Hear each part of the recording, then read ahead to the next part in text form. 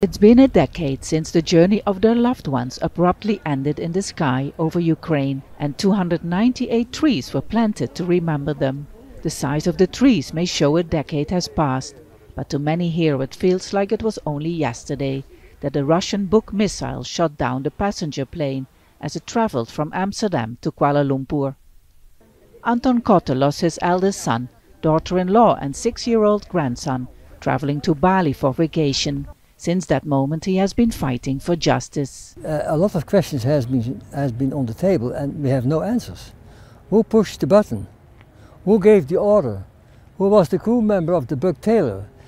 We want to know that, and we know that that information has to come from Russia. And we also know that they won't say anything about it. They deny everything. Dutch prosecutors remain interested in the case because the flight originated here, and 193 of the passengers were Dutch.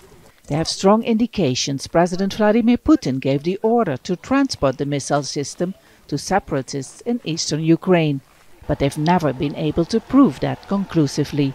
The case is now at the European Human Rights Court and the International Aviation Organization. Are you still hopeful there will be some accountability? We are always hoping for it. We also want, after the decisions in the district court in The Hague, we hope of course that we get people in detention as well, but it's fair to say that Russia is not helping, so we are hoping, but it's going to be very difficult. Relatives say especially Russia's denial and disinformation campaign has made it hard to find closure. The MH17 and its passengers fell in a field in Ukraine covered with sunflowers. These flowers have now become an important symbol for the relatives, especially because they are unable to visit the war zone where their loved ones died.